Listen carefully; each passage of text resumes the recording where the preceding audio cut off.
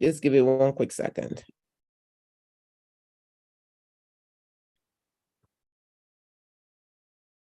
Thank you very much. Welcome, welcome, welcome, everyone.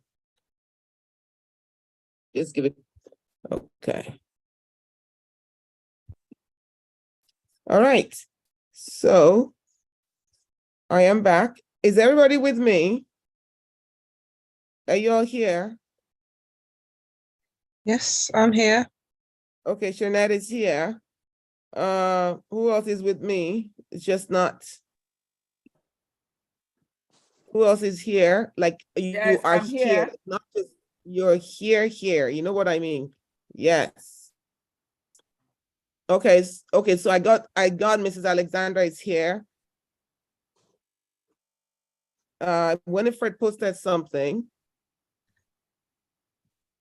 I've not been good to practice. So I got an accountability. Oh, very good, Winifred, with your accountability partner. You told me about that. That's really good. It's okay to be kind to yourself. Excellent.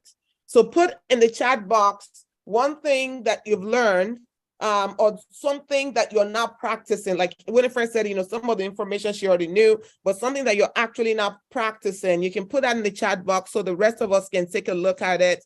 And if you're just not joining us, we're talking about this past 7 days. What have we learned? What have you put into place in terms of practicing? Does this make sense? So put in the chat box so we can all be beneficiaries of this. Today, we're going to continue with self-compassion. Welcome, Muni, welcome. Juliet, welcome. And so we are going to be talking about self-compassion in terms of expanding the things that we talked about on last Saturday. If you were here on Saturday, remember that I actually introduced self-compassion in terms of the definitions, in terms of what it means for self-compassion. So today we want to talk about, we want to deep dive into some of those things that we talked about on Saturday. However, before we move on, I wanted to give you a chance, all of you, to just tell us some things that you've learned and some things that you're putting into practice. Mrs. Alexander said not to be too critical of yourself. And Moni said hello to all.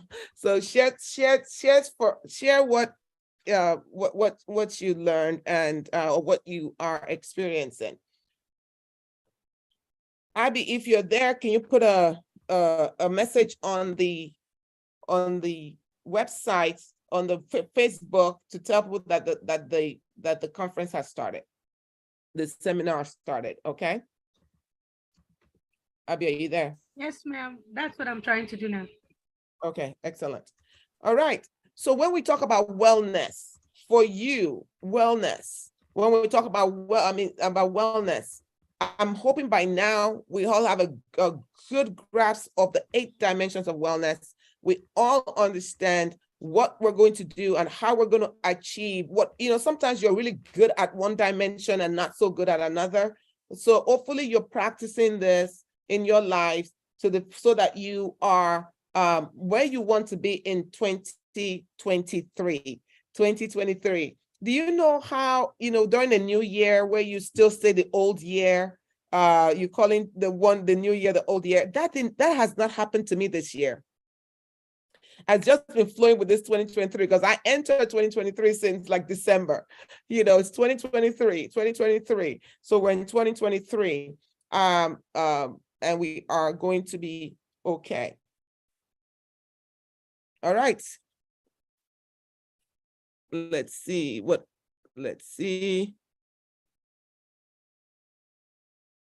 I am also learning to be mindful of my holistic well-being this year. Okay.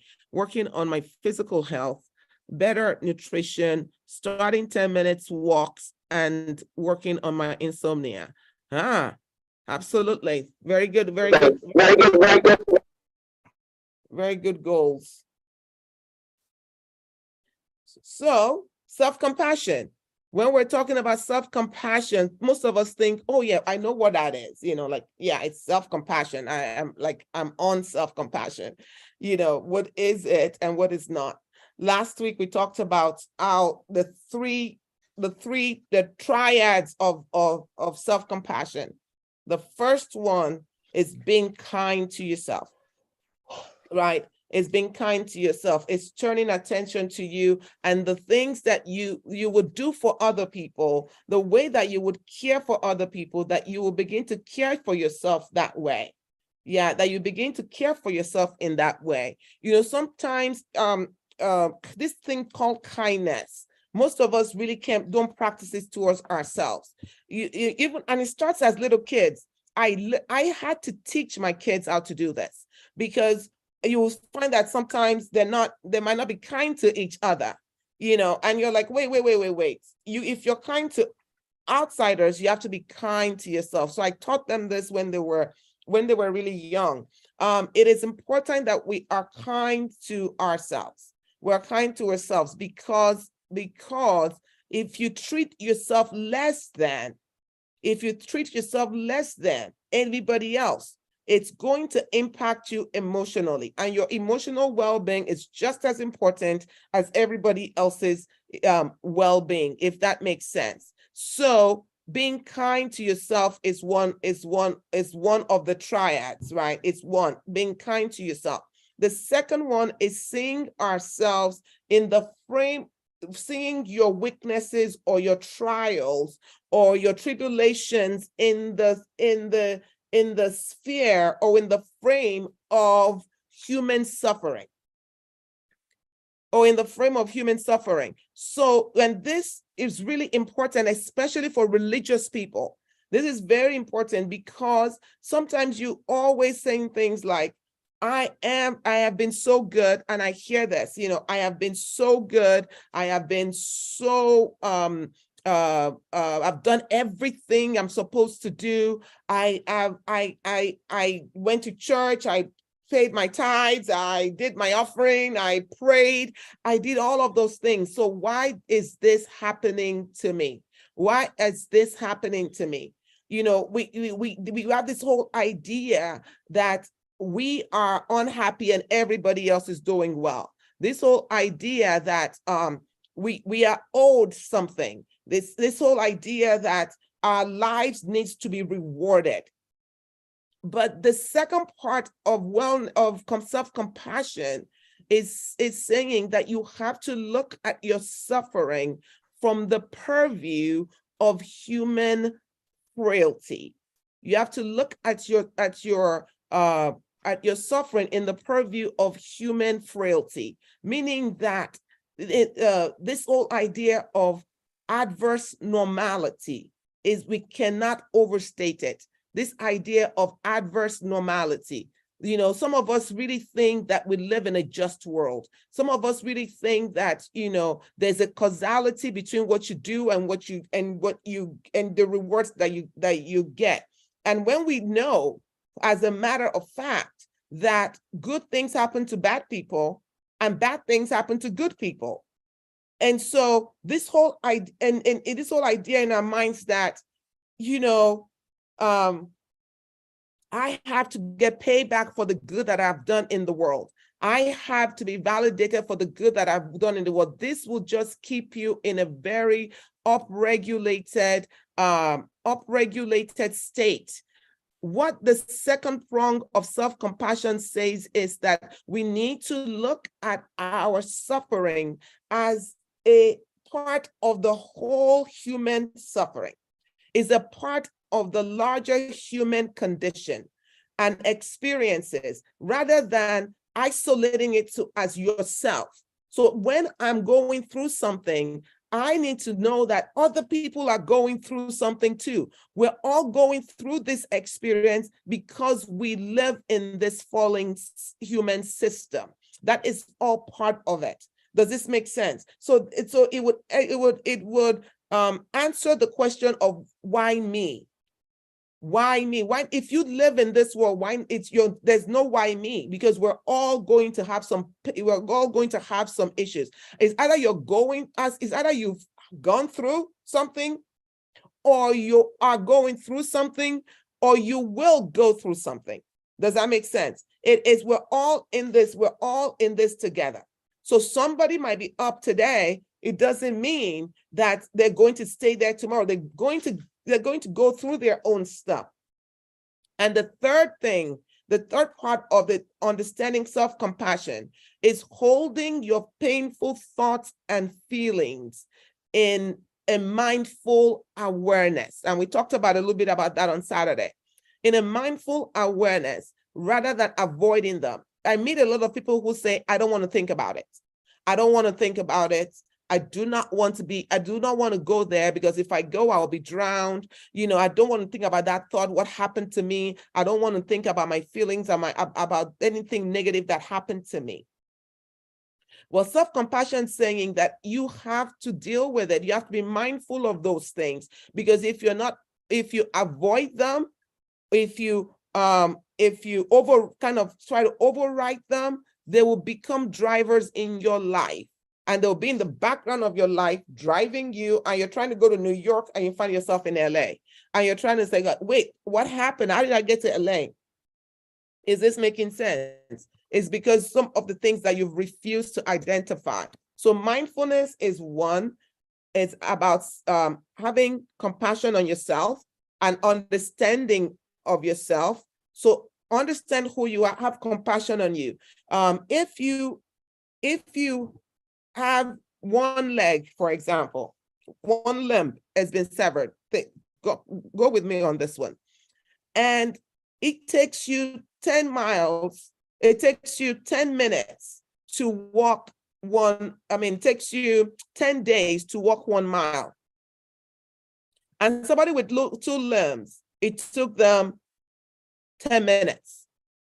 It would be inequitable, unjust for you to compare yourself with that person. Self-compassion says, with what I have, with the cards that were dealt to me on this earth, right? I am still able to complete that mile. No matter how long it took me, I still got there. Does it make sense? That's self-compassion. When you begin to think that way, it lowers your stress hormones. It reduces the stress hormones. You're no longer functioning on your your fight or flight, but you are now in your heal and rest. Is this making sense? That is what being kind and understanding to yourself looks like. And the second one, like we said, is looking at your limitations and your weaknesses in the context of this fallible world that we live in, right? And then the third thing is being mindful of your pain, being mindful of where you are, So self-compassion is about, it's a kind of self-attitude, treating yourself with warmth and understanding. I want to show you something. I want you to take your left hand and kind of put it, let me see if you can see me. Take your left hand. If you can show yourself so we can all do this together, please. Take your left hand and put it like right here by your armpit, and kind of pull it to yourself. Can you see that? Okay. And then take this other hand and put it right here, and now pull it together, like you're giving yourself a warm hug. Do you see that? Pull it together. That's how you give yourself a hug. That's warmth. That's how you hug yourself. Just like that. You're pulling everything together. Yeah? Are you with me? How many of you did that? Put yes on in the chat box.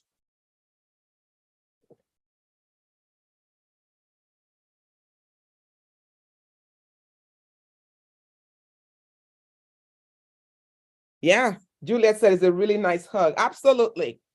So instead of waiting for somebody to give you a hug, just do that. And enjoy it, like lean into it. And you can even breathe into it, like breathe as you do it.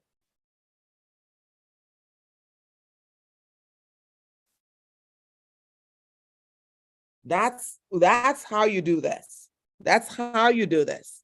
You understand? So self-compassion is about that self-attitude. It's about that self-attitude. It's understanding that we're on in this together. It is an emotionally positive attitude that protects you against negative mindsets or negative consequences. If you're constantly thinking bad things about yourself, what are you going to do when other people begin to think bad things about you?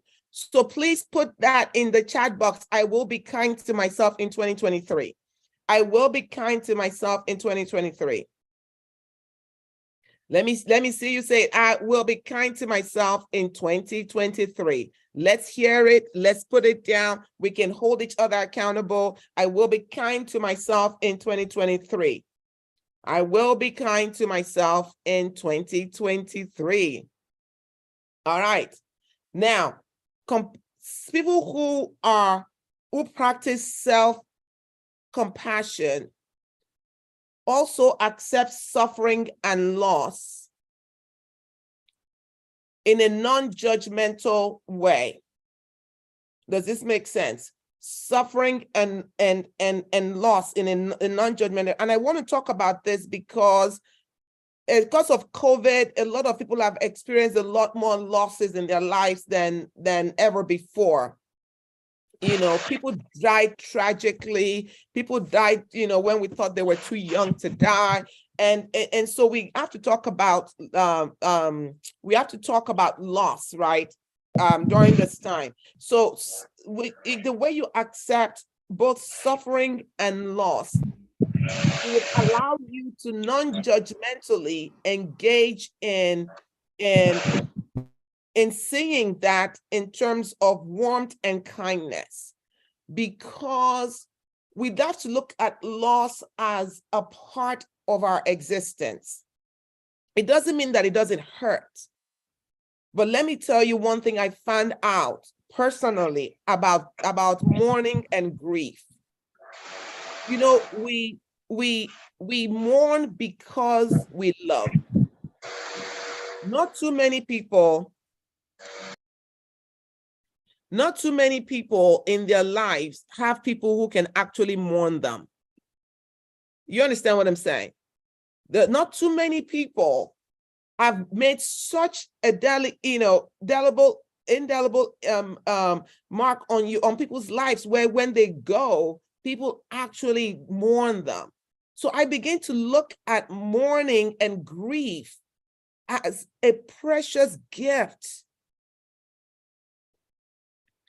because it shows that you loved, because it shows that you engaged in somebody's life, because it shows that you satisfied one of the metrics of humanity, which is relationships.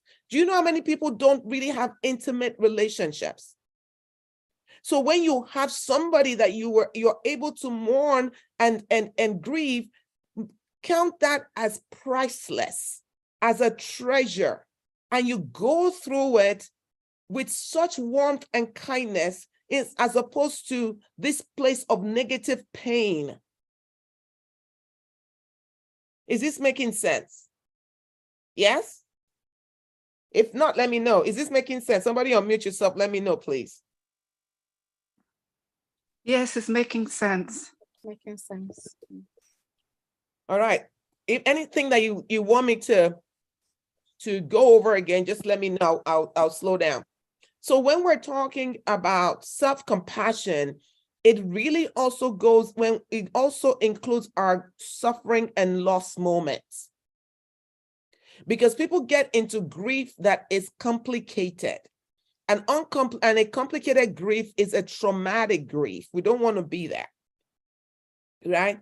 We want to get to the point where death becomes a part of living.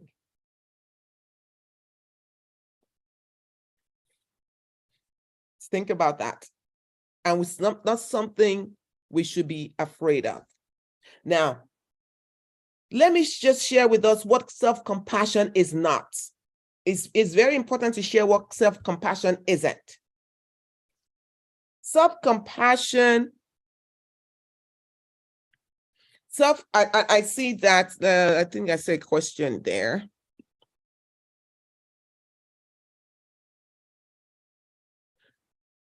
Yeah, I have to really learn to do this, Doc. How do you get out of complicated grief? I think getting out of complicated grief, there's no very simple answer to that. But one of the things is changing our minds about death. You know, the reason why things get very complicated for us is because you feel like something was stolen from you. If you feel like something was taken from you, and if you feel like it's not fair. Those are the kind of thoughts that leads to complicated grief, because we cannot wrap our minds around what happened to us. And anytime that's what trauma is, in case you don't know. Trauma usually happens when when you cannot integrate the meaning of what happened. So if the thing is not integrated into your brain, it stays as a traumatic experience and it begins to move your life. And so once we're not able to wrap our minds around, what happened? How did this happen to me? Why did this happen to me? Why did this person have to leave? As opposed to experiencing it as they've lived their lives and they have transitioned to the other side, as opposed to like they've lived their lives and I was what's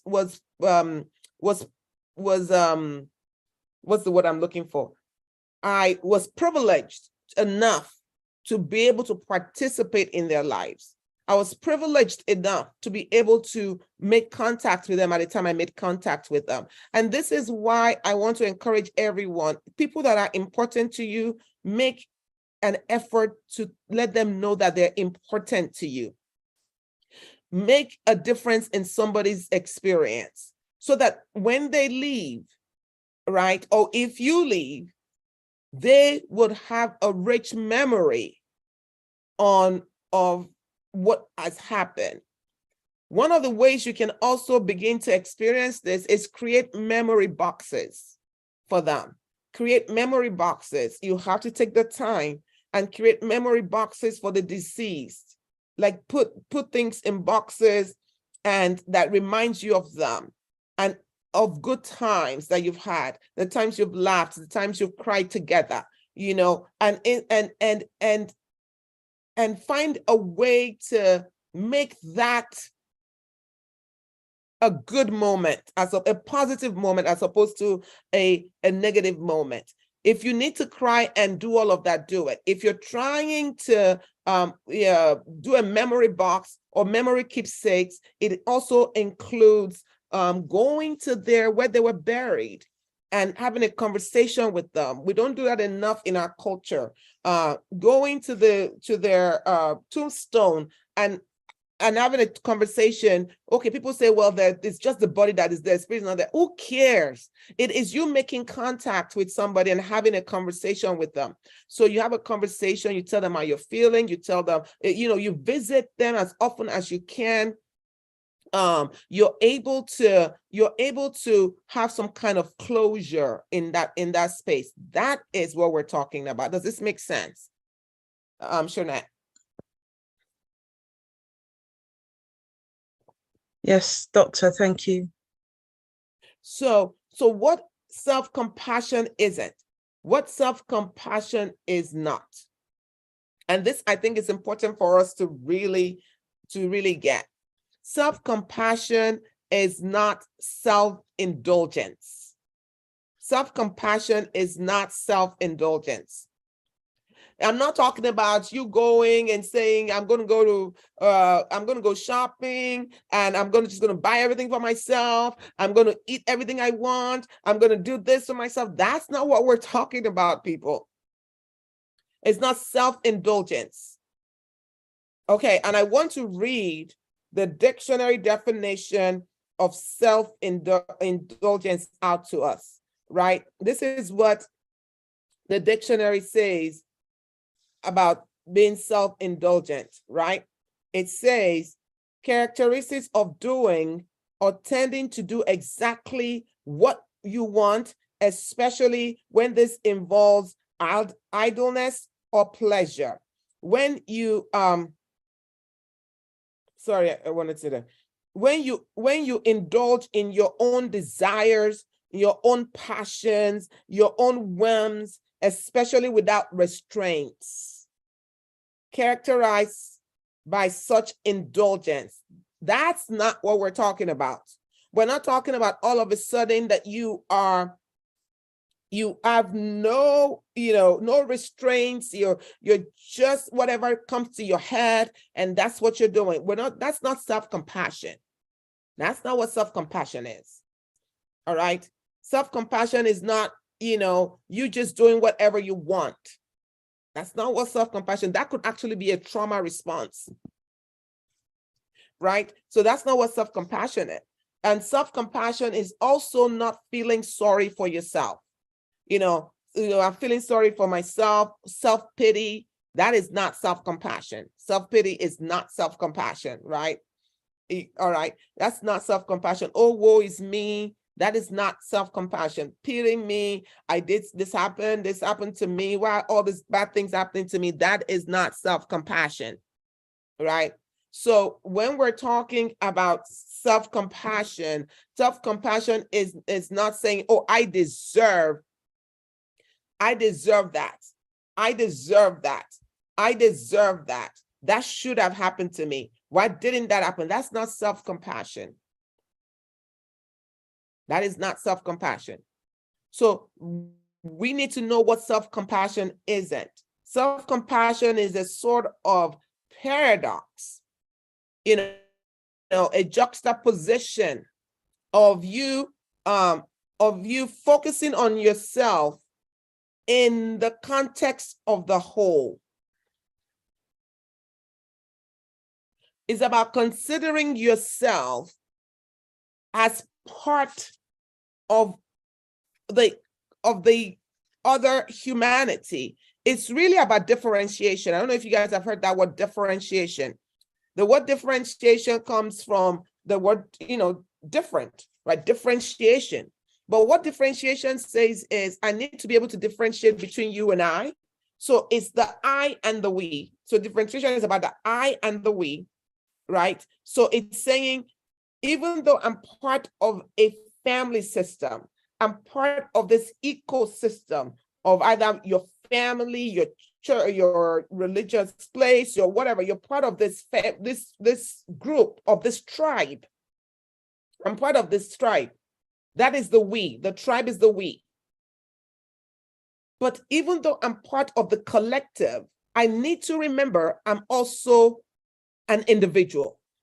I'm also a person with my own desires, with my own needs, with my own talents, with my own skills. So differentiation says that the I should not get lost in the we, and the we should not override the I, or the I should not override the we. Are you understanding this? So that is basically what self-compassion looks like. It looks like in the context of the majority, I'm a person. So self-compassion is I'm going to use my talents and my skills and my desires in such a way that doesn't cause harm to the larger community. I'm going to find the best way to express myself so that I don't do harm. Are you all with me? Is this making sense? I'm checking in. Yes, ma'am. Yes, Doctor. So it is about my self-worth in the context of the whole. So which means, like, if I am, okay, so in a family, for example, I you as the mother or the father in the family, as the adult in that family, you have a right to go out 24/7. You can have a right to do any of those things, right? But because you're part of a family, you are going to exercise that right in a way that doesn't cause harm to the system that you belong to. So which means that if I'm going to go out, I can tell those around me, oh, I have this and this to do this time, just so they know that I'm going to be there. Does this make sense? Also, on the other hand, it also means that if the we should not impinge on the I. So that we should not try to sabotage the individual in the family. So you can say, well, we don't do this in this family. All we do in this family is let's just say we're all teachers in this family, so therefore you cannot be a technician. That is not, you're not going to do that. Oh, in this family, we go to da. So if you don't want to go, then you can't, that is also means that the collective should not try to impinge on the talents and the giftings of the other one. Does this make sense? This will free a lot of parents. Free a lot of you, because some parents, when you would try to, you only have influence on your children. You really only have influence on your children, honestly, till the ages of like 10, 11, 12.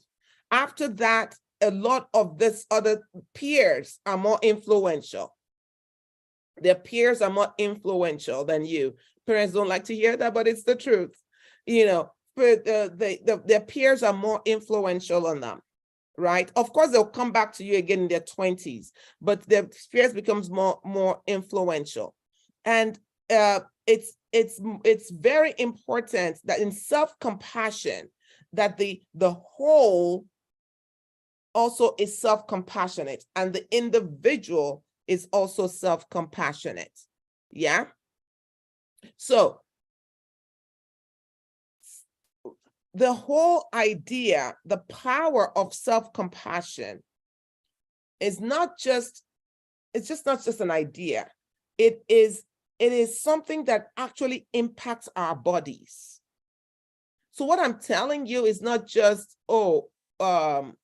something that is not just something that is an idea that I'm throwing out. It's not just a philosophy, right? It's very real, and it actually manifests physiologically.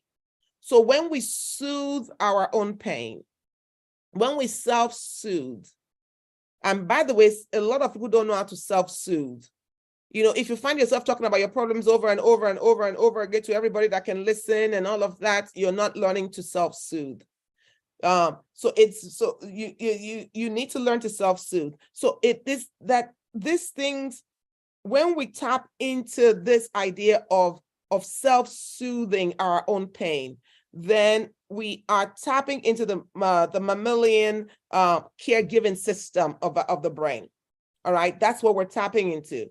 And one important way that this caring system works is that it triggers a chemical called, or hormones called oxytocin. Anytime you're able to self-soothe, remember when I told you about hugging yourself? Every time you take care of yourself, you actually tap into, it's like putting on the switch. You actually turn on that switch of a chemical known as oxytocin. And oxytocin is a beautiful hormone. It increases feelings of trust, of calm, safety, generosity, connectedness. And women, if you're listening to me, you actually release oxytocin in globs more than men. Women naturally release this. every time you hug somebody, every time you kiss your child, every time you have sex, every time all of those things, women release oxytocin. And this ability to have compassion on yourself. So when you're having self-compassion, it impacts your body. It impacts your body. It allows your body to be tender. It allows your body to be soft. Your facial expressions actually changes when you have self-compassion.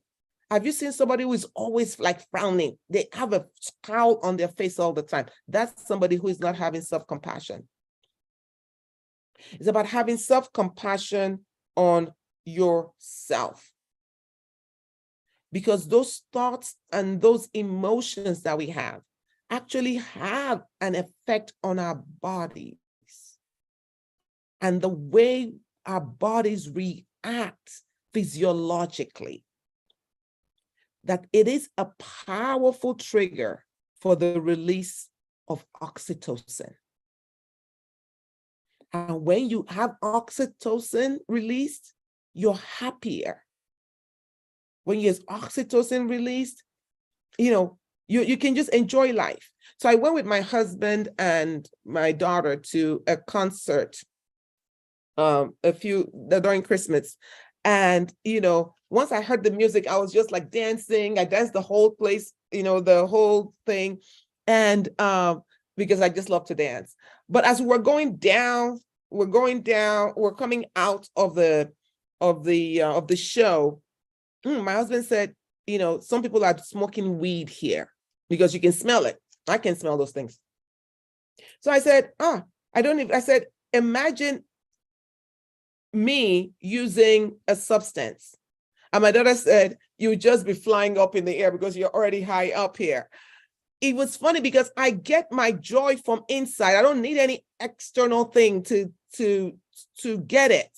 Does this make sense? And that is what self-compassion would do for you. Once you are compassionate about yourself, you're going to live from the inside out, not from the outside in. Yeah? You're going to trigger your own oxytocin.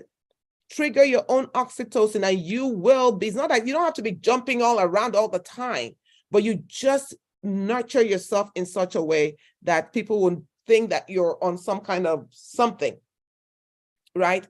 So self-criticism, on the other hand, if you're constantly criticizing yourself, that appears in a very different part of the body. It has a different effect on our bodies. The amygdala, which is your oldest part of your brain, is designed to quickly detect those threats in the environment. And anytime that you are criticizing yourself, the amygdala detects that. It says there's a threat. There's something here. And it would immediately trigger that fight or flight response. If you want to learn more about all of this, make sure you sign up for one of our courses. We have one starting in January. The amygdala immediately will send a signal that will increase everything. It will increase your blood pressure. Adrenaline is flowing. Hormones, cortisol is being pumped into you. It mobilizes every ounce of energy that your body needs in order to confront that threat. And when that happens, everything in your body is upregulated. It's upregulated. The system is supposed to deal with the attack, just a physical attack. That's what it's supposed to deal with. But when you are emotionally thinking about stuff and over ruminating over bad stuff, self-criticism, your brain doesn't know the difference. It will still kick into action. And immediately you start feeling your body react. You start having like aches and pains. You start having headaches. You can't smile enough. You can't feel anything. Your body begins to attack itself. Imagine this. And that is why intentionally we have to say in 2020, in 2023, we have to do everything we can to down-regulate. We want to down-regulate. We want to down-regulate so that you're less defensive. If you find yourself always on the defense, somebody's saying something, you think they're attacking you. Somebody's saying something, you think you find yourself on that. Remind yourself that you need to self-soothe. When we soothe our own painful feelings with self-compassion, not only are we then changing mental and emotional experiences, we're changing our body chemistry. That's what I want to leave you with today, that you're literally changing your body chemistry. You're changing the hormones that's being released in your body. You're going, so self-compassion is a body self-healing system. Let me say that again. Self-compassion is a body's self-healing system, and it's free.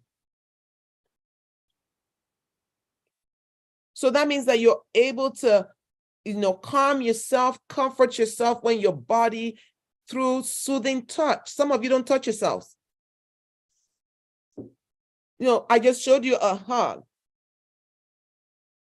right? But soothing touches, soothing touches. If you can show your face, please show your face. Let's try this. Let's see how many people are going to self-soothe in a minute. If you can show your face just for a few minutes. Moni is with me showing her face all through this. Thank you, Moni. Any one of you who can show your faces, can you turn on your videos for a few minutes? The more people we can do this, the better, the much more fun it is. All right, so I have a few more people who have joined me with their cameras. Thank you for that. All right, so I want you to take, either your right hand or your left hand, depends if you're right-handed or left-handed, and I want you to gently just touch your hand or your arm. It's better if you can feel skin. So if you can roll up your sleeves. And I just want you to just gently touch your arm, gently, lightly. If you close your eyes.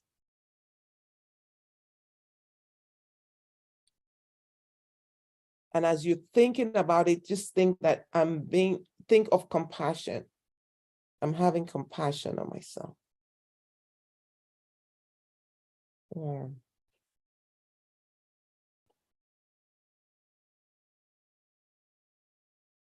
See, some of you are getting tired already. Don't get tired.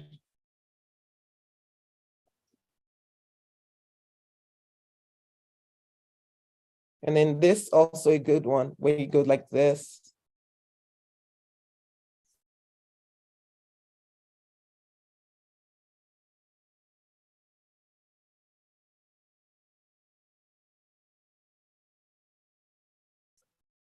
Now I want you to breathe through it. Breathe through it.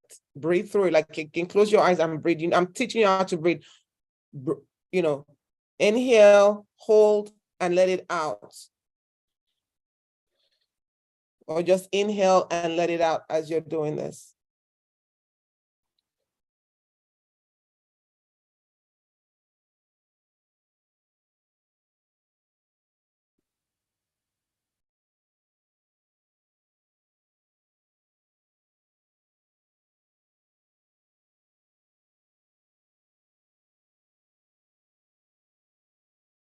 Abby's not doing it.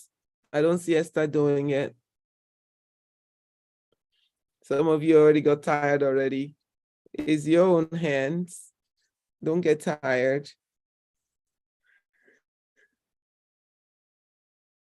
Absolutely. Well done. Who can tell me if they felt anything? I really Sure. enjoyed it. Shernette, and then Juliet. Shernette?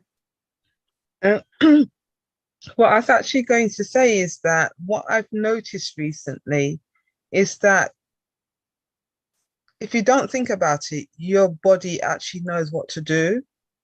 Because sometimes I find myself like even just pressing areas of my face, just rubbing my hands together, and it just brings down my anxiety without me even thinking about it.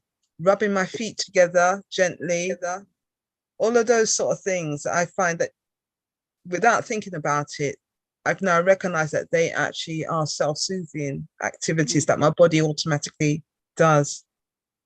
Excellent. Thank you. Juliet. I found it very relaxing, the self-soothing. These are not exercises I would normally do. So I found myself smiling. So I was enjoying doing that. I was smiling. I was, when you were talking about getting tired, I wasn't getting tired. I was enjoying it. So that was nice. Absolutely. And thank you for bringing that fact that you were smiling, because I noticed that people were smiling. Excellent. Anyone else? I had a very stressful day today because, of course, it's Monday and lots of my clients are vulnerable clients, and they've been traumatized. So it was very stressful, but doing that and the first one you taught us, self-hugging, self-touching, felt really relaxing. It feels good. And it made me relax and calm. Yeah. And what Shernette said is so true. Touch, you cannot overemphasize the value of touch. And I think that's what Heavens had in mind when it says lay hands on the sick, and they shall recover. So you have to learn to lay hands on yourself. That's touch. There is a story of the prophet in the book of First Kings and First Chronicles that I think, or Samuel, figure out where it is, but it is I think it was in Samuel, where the prophet, where the little boy died, right? The little boy died, and they went to the prophet and they said, look, we didn't ask you to give us this child, but the child is dead. And the scripture said that Elijah went to the boy. He didn't quote scripture to the boy. The Bible said he laid on him, right? That is a touch therapy, skin to skin. And the warmth in him went into the boy's life, into the boy's body. So touch is so powerful that it can really resuscitate people, right? And so stop waiting for other people to touch you. Feel free to touch yourself. And if you're a woman, you're doing breast examinations in for your breast. Do you understand? You don't wait for anybody else to help you with that. You have to. So there's some things you can do for yourself. And you know how a baby feels when it's cradled by its mother? Or its parent. That is what that's how your body feels when you touch yourself. Now, who found it difficult? Who found it difficult? Who was it like, this was not really working for you? I want to hear from you too. Who found it difficult or strange? Nobody? I did. I found it strange at first, but then I started enjoying it because you were talking us through it, where we should close our eyes and breathe and imagine self-compassion, and I began to just get into it because I hug my daughter a lot. So I just felt that way. I believe the way she would feel when she hugs me. I felt, well, almost the same. Thank you for sharing that. Because some of you might feel strange at first. You're like, what is this? But you keep trying it. And like I said, if you find that you're constantly frowning, your face is harsh. That's not the way God made our faces. Our faces are supposed to reflect compassion. They're supposed to reflect love and light and life. Yeah. So anytime you feel like you're getting tensed, or upset, or you're very self-critical, try to give yourself a warm hug or tenderly stroke your face.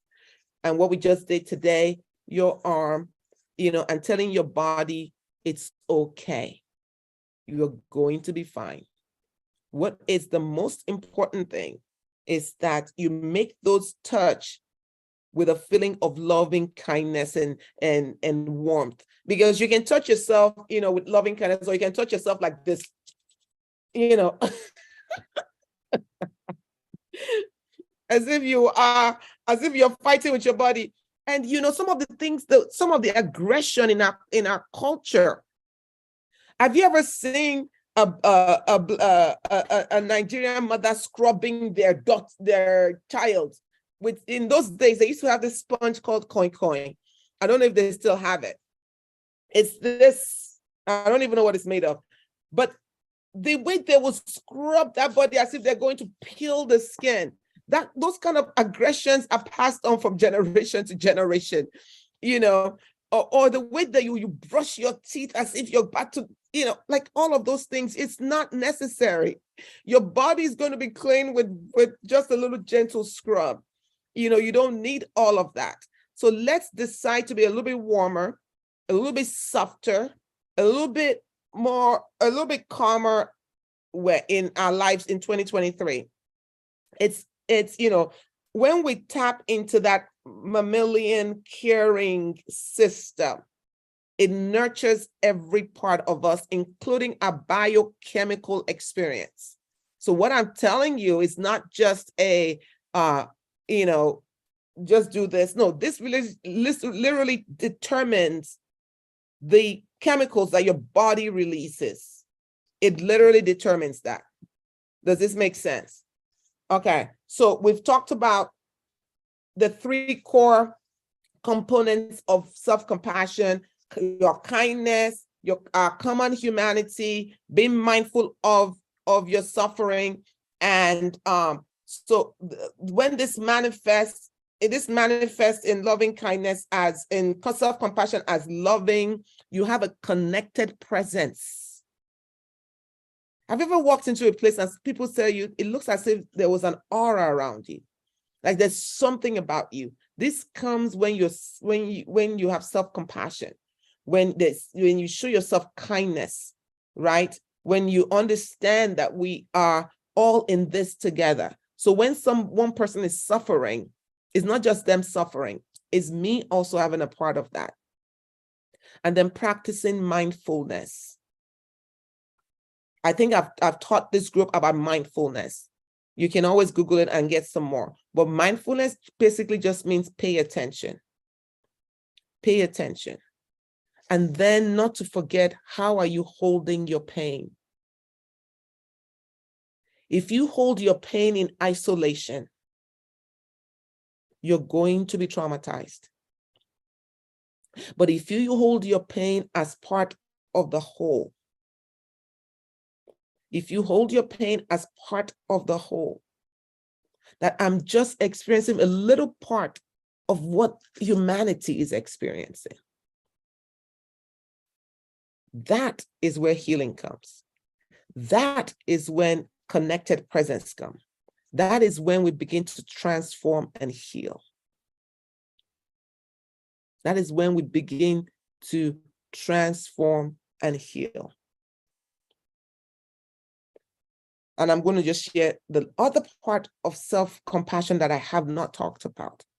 Because I've talked to you about the gentleness, about the self-kindness, about all your humanity. I've talked to you about that. But there's another part of self-compassion that is fierce. There's another part of self-compassion that is fierce. It would fiercely protect yourself. It is when you stand up and say no.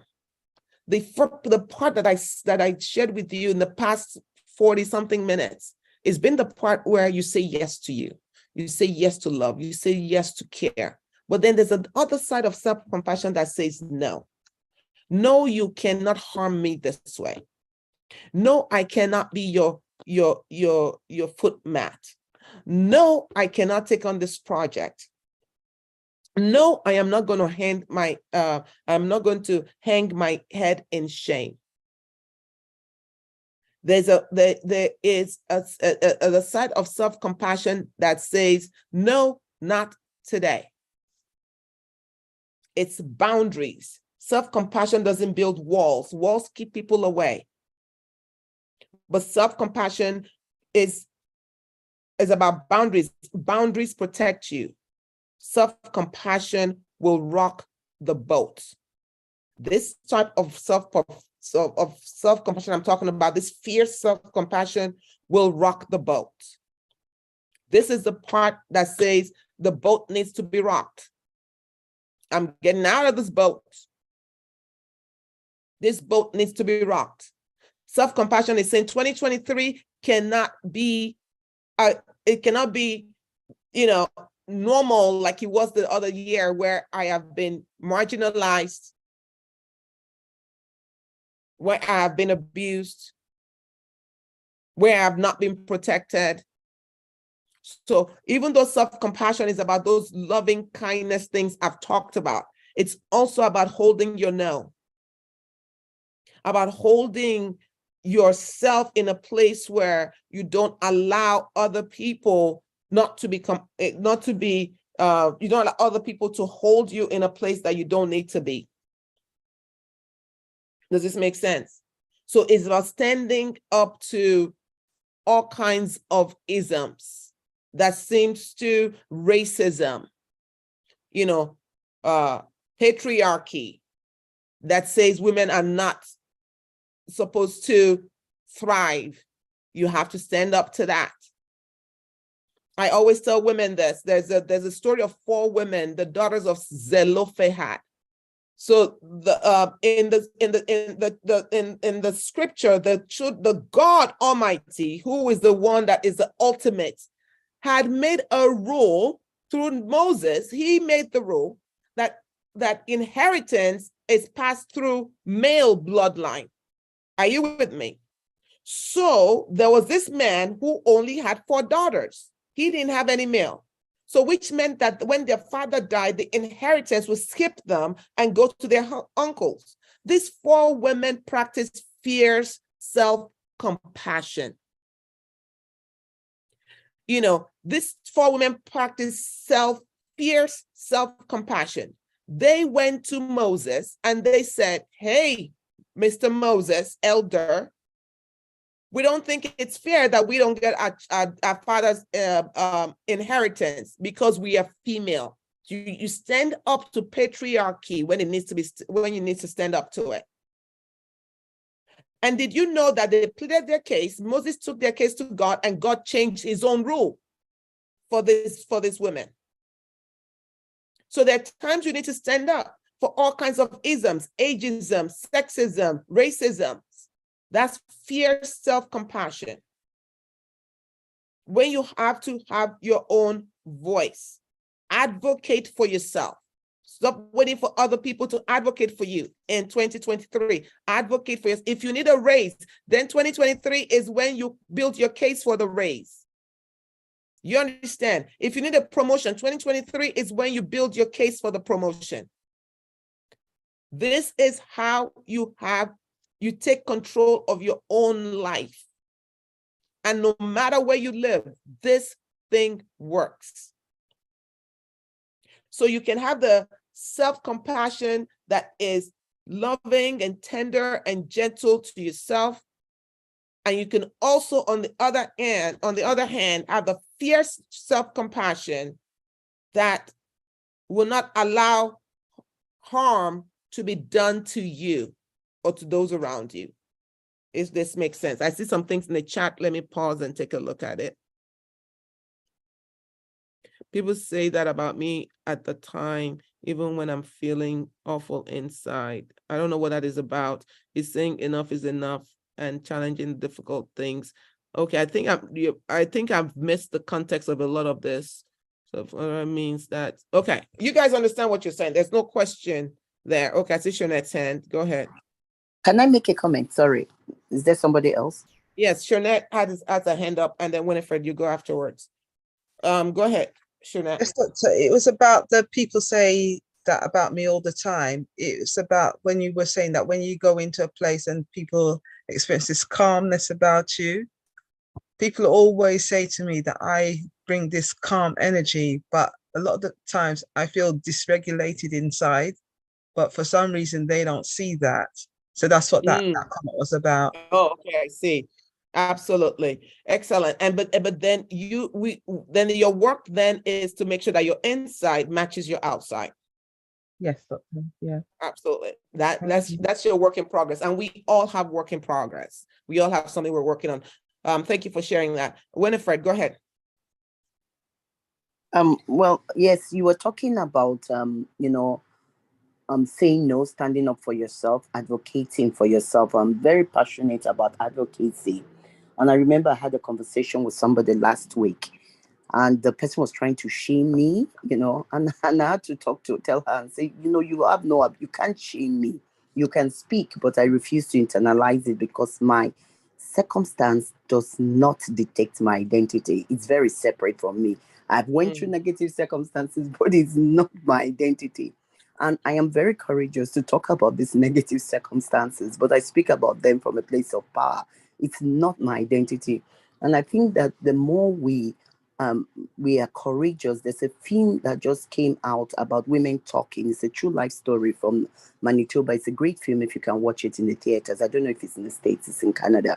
But anyway, so the more we are courageous to really talk about, things that we're going through and not allowing ourselves to be shamed or to be guilted into silence, the more we can advocate for ourselves to get the resources we need to get to a better place. So I just wanted to add that. Thank you so much, Winifred, honestly. And when you free yourself, you get to free others.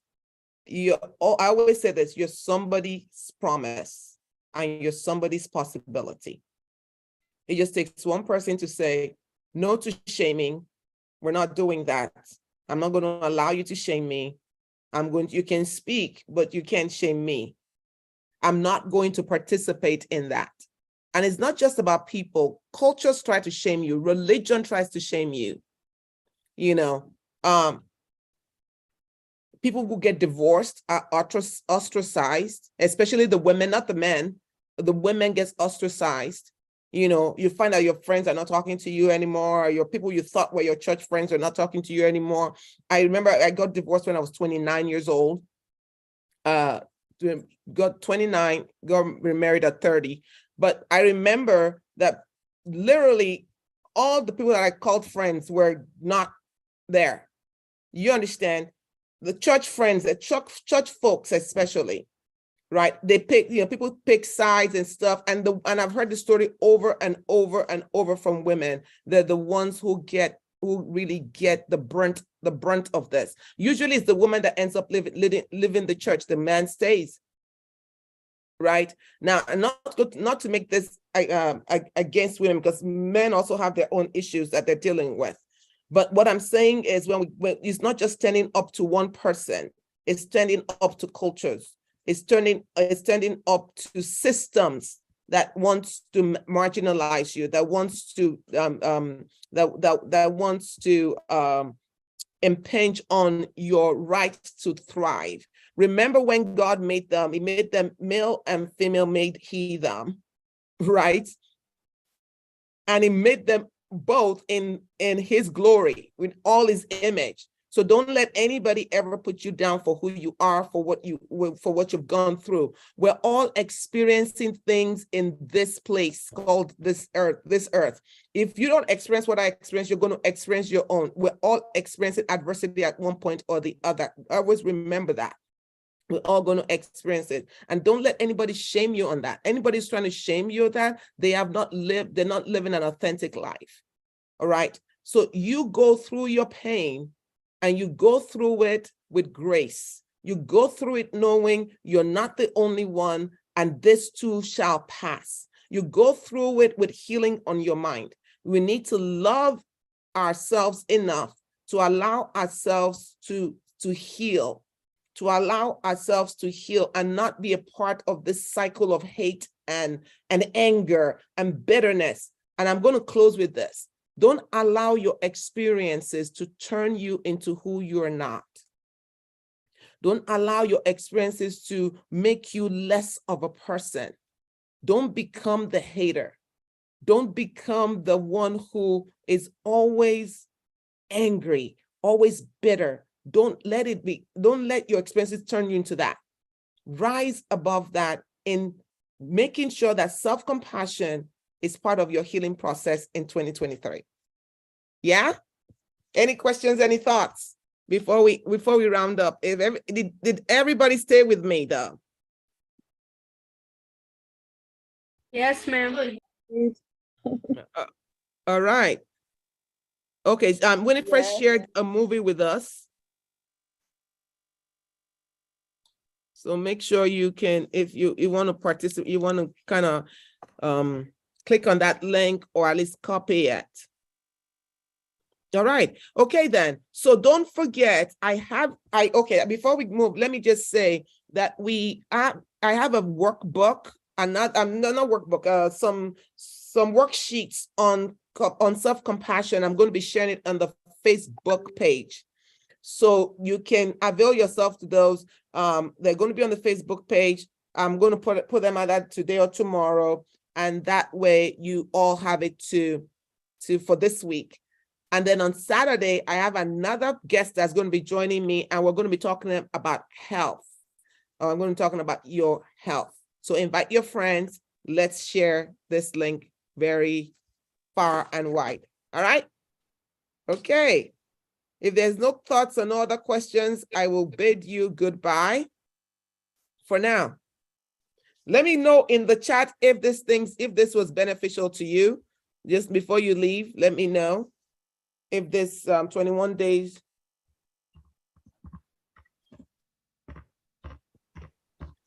Do you? Okay, yes, that's the Facebook link if you haven't joined us. All right, Bukola, welcome. Thank you very much. Thank you so much, guys. So, and ladies and gentlemen, I'll see you on Facebook. Goodbye. Thank you, ma'am. You are Thank welcome. you. Thank you, doctor. Appreciate it. Good night. Thank so you. Good much. night. Bye, Good night to everyone. those of you in Nigeria. Good night to those of you in the UK. Good night, Those of ma'am. us over Bye, here, our everyone. day's just starting. Bye.